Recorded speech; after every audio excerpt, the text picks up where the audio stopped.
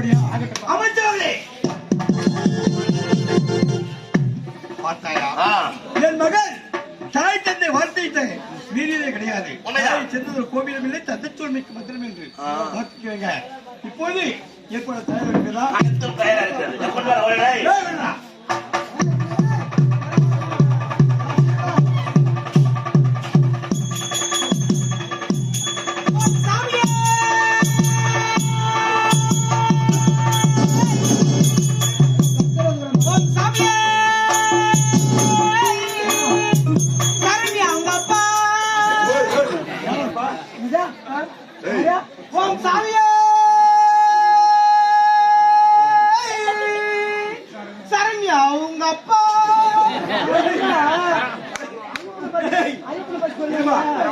எந்த ஊர்ல உதவ பார்த்து ஒரு ஊர்ல இருந்தா எப்படி ஒரு சரணையான ஒரு பெண் இருக்கும்.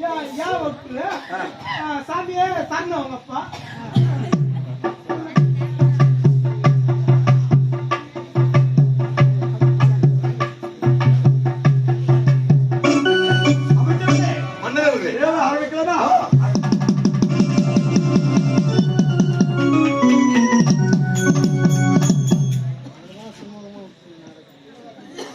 அமைச்சர்களே, எனக்கு பிறகு நாட்டை ஆளுவது என் மூத்த மகன் தத்துவன். அதனால் இந்த மணிசூட்டி விழாவை உங்கள் கருத்தால் என்ற எண்ணம் வெகு நாட்களாக மன்னர் வார்த்தைக்கு மறு வார்த்தை கிடையாது. மன்னர் பார்த்தாயா, மன்னர் என் மீது எவ்வளவு மரியாதை வைத்திருந்தா என்னோட கரத்தால் மணிமணி சூட்ட வேண்டும் என்று ஆசைப்பட்டு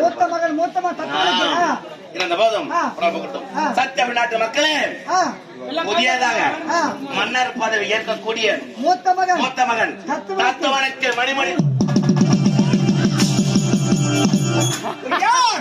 கொண்ட வந்த நாய் சிங்கள கழுதை விட்ட கால் செருப்பை எடுக்கக்கூடியவன். நான் காலால் எடுக்கக்கூடிய வேலையெல்லாம்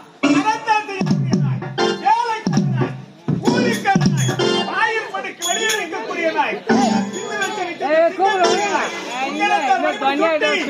நாட்டுகள் நான் ஆள்வதாக இருந்தால் நாடு எனக்கு தேவையில்லை. மணி முடிய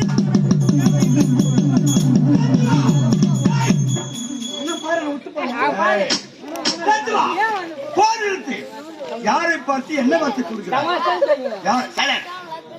யார் இவர்? நம்முடைய அமைச்சர்.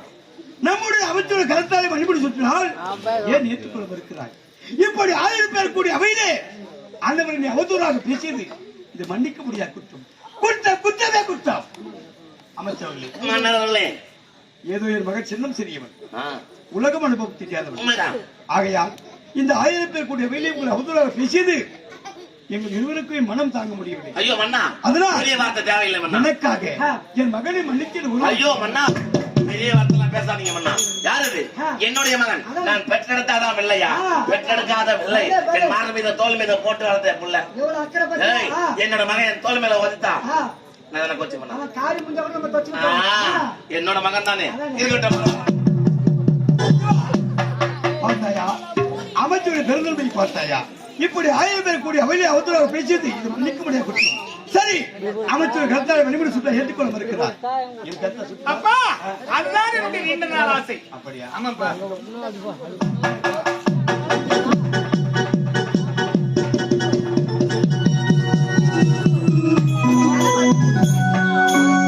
மதிப்புக்கு மரியாதைக்குரிய இந்த சத்தியமட்டி வாழக்கூடிய குடிமக்களே, எனக்கு பிறகு இந்த நாட்டை ஆளுகை என் மூத்த மகன் தத்துவன்.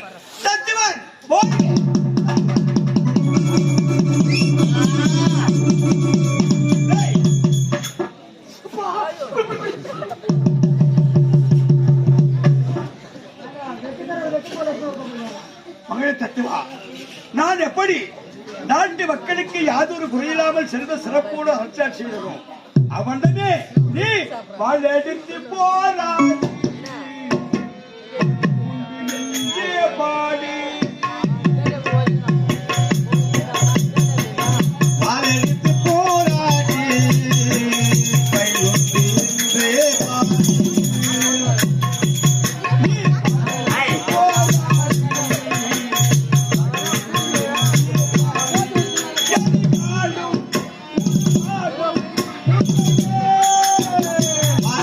போராடி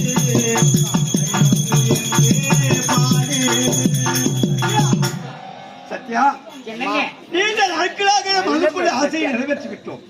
போன பிறவியில் நாம் என்ன பாவம் செய்தோமோ, நாம் இருவருக்கும் திருமணமாகி 21 ஆண்டுகாலமாக புத்தி சென்றால் வெளியில் மன வேறு நான் மனைவி ஆண்டவன் அருளால் 3 செல்வங்களுக்கு பிறந்தது. ஆகையால் நாம் இருவரும் இப்போது பல புண்ணியத்திற்கு செல்லப் போகிறோம். அப்படியே மகள் தத்துவா காசியத்தை சென்று எங்கள் கருமத்தை எல்லாம் துளைத்து விட்டு வருவதை நாட்டு மக்களை யாதொரு குறையில்லாமல் சென்று சிறப்பாக போகிறேன். அப்பா உங்க விருப்பப்படியே புறப்படுங்க. பயணத்திற்கு உண்டான ஏற்பாடுகள் அனைத்தும் நான் செய்றேன். சரி அமைச்சவனே மன்னர்களே. சிட்டுக்குருவி ஏய், சரி ஏய் அமரேகம் அமரேகம் ஆமா இது வேகமா ஓடும். அதான் உன் பேரு. ஏய், சொல்லுங்க மூயில் வேகம். 4 கிலோமீட்டர் அமைச்சரே இப்பேற்பட்ட மாபெரும் சகோதரன் உங்களை அவதூறாக பேசிவிட்டேன் என்று என் மீது கோபமா? உங்க மீது எனக்கு என்ன கோபம்? நான் கோபம் கிடையாது. எதற்காக அப்படி பேசினேன் தெரியுமா? எதற்காக? என் தந்தையின் கரத்தால் மணிமுடி சுட்டி இந்த நாட்டினை நான் ஆள வேண்டும் என்பதுதான் நீண்ட நாள் ஆசை. அந்த தீராத ஆசை எங்கு நிறைவேறாமல் போய்விடுமோ என்பதற்காகத்தான் உங்களை தூசித்து பேசுவது போல் பேசி என் தந்தையின் கரத்தால் மணிமுடி சுட்ட வைத்தேனே தவிர உங்கள் மீது தனிப்பட்ட விருப்போ வெறுப்போ எதுவுமே கிடையாது. என் அன்புக்குரியவர் நீங்கள் பெற்ற பாசத்தை விட வளர்த்த பாசம் பெரிது என்பதை உண்மைதான். உண்மையிலேயே உங்களை நினைக்குவது எனக்கு பெருமையாக இருக்கிறது. என் தந்தை ஏன் உங்களுக்கு அமைச்சர் பதவியை கொடுத்தார் என்பது இப்போதுதான் புரிகிறது. அத்தகைய பணிவு இருப்பதால் தான் உங்களுக்கு கொடுத்திருக்கிறார். அப்படி நான் பேசியது உங்களது மனதை புண்படும்படி ஏதாகிலும் நான் நடந்திருந்தா உங்கள் பாதத்தை தொட்டு மன்னிப்பு கேட்கிறேன் என்று பெரிய வார்த்தை எதுக்கு? உங்களுடைய அடிமை நான். இருந்தாலும் பரவாயில்லை. உங்கள் பாதத்தை தொட்டு மன்னிப்பு கேட்க வேண்டும் என்று நினைக்கிறேன். ஏன்னா மாபெரும் சகோதரி இத்தகைய வார்த்தை பேசிய பிறகு உணர்ந்து இருக்கும் பொழுது உங்களுடைய பொறுமை தெரிகிறது. பொறுமை கடலில் தெரிந்து வைத்தார். அதற்கு உதாரணமாகவே நீங்கள் திகழ்கிறீர்கள். இதனால் வரையில் என் தந்தைக்கு எப்படி உதவியாக இருந்தோ அதுபோல எனக்கு உதவியாக நிச்சயமாக என் தந்தை காசியாத்திரை சென்று கொண்டிருக்கிறார். சிற்றரசர்களால் என்னுடைய தந்தை உயிருக்கு ஆபத்து இருக்கிறது. ஆகையால் பாதுகாப்பு வசதிகள் செய்து தர வேண்டியது என்னுடைய கடமை. அவரை பார்த்து கொள்வது எங்களுடைய கடமை. அது மட்டும் கிடையாது. அரசனாக இருந்து சுக போகங்களை அனுபவித்தவர் என்னுடைய தந்தை. யாத்திரை செல்லும் போது இதெல்லாம் நமக்கு கிடைக்கவில்லையே என்ற வருத்தம் அவருக்கு சிறிதேனும் வரக்கூடாது. இது என்ன வராது, அனைத்தும் கிடைக்கும். நாட்டிற்கு நான் மன்னனாகி விட்டேன். இந்த செய்தியை பாடசாலைக்கு சென்றிருக்கக்கூடிய என்னுடைய அருமை தங்கி புத்தகத்தில் நான் அழைத்ததாக என்னுடைய அருமை அப்படியாக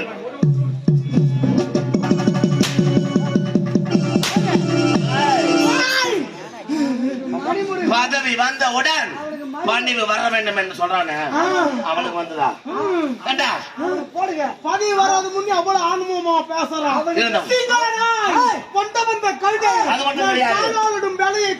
செய்யக்கூடியவன் அது மட்டும் கிடையாதுடா. அவன் தின்ன வச்ச உணவை நான் தின்னவன் சொல்லிவிட்டு போறான். செல்வப்புக்கு சமம் சொல்லிவிட்டு போறான். அந்த சின்ன சிறிய பையன் ஓடி பையன் மாலை எத்தனை அவனுக்கு வீர வாழை போடுங்க போடுங்க. அவங்களுக்கு சப்போர்ட் பண்ணி பேசுறேன் நானு. அவங்களுக்கு சப்போர்ட் பண்ணி பேசுறேன். என்னோட காவல் பாருங்க எவ்வளவு எனக்கு ஒருத்தர் யாரு இருந்தா அவங்களுக்கு நான் சப்போர்ட் பண்ணி பேசுறேன். சப்போர்ட் பண்ணாங்க வாழ குரு